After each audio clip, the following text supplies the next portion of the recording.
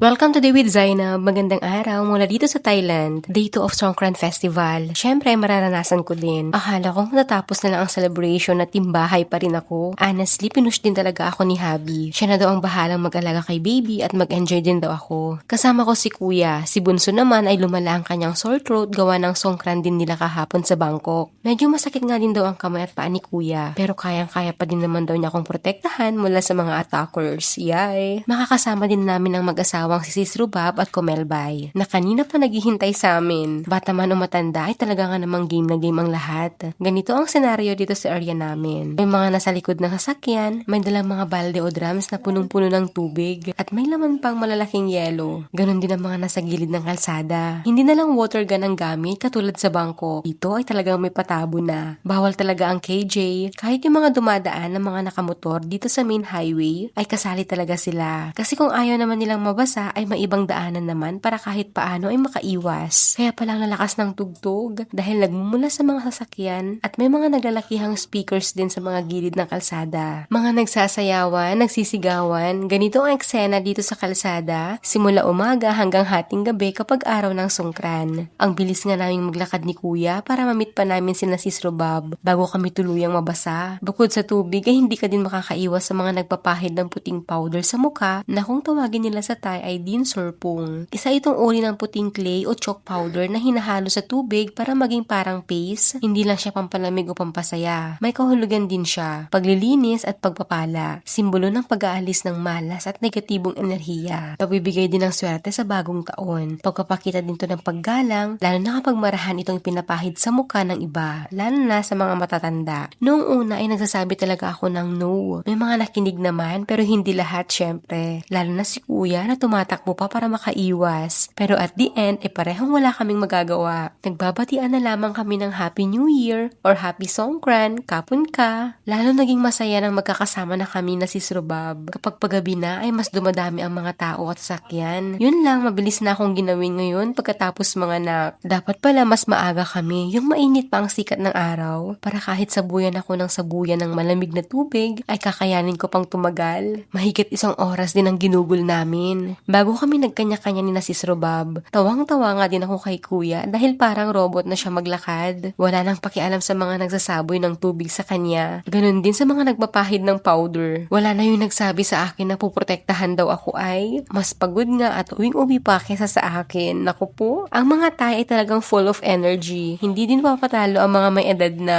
char. Dahil napapalibutan pala itong area namin ng ilog, ay hindi ko na napansin kung dito ba nakuha ng tubig ang iba. Hindi pa naman malinis dyan ay. Siya, hindi naman kami sensitive skin ni Kuya. Medyo lang ba? Maraming salamat sa panonood. Abangan nyo pa mga susunod kong vlogs. Hanggang sa muli. Allah Hafiz!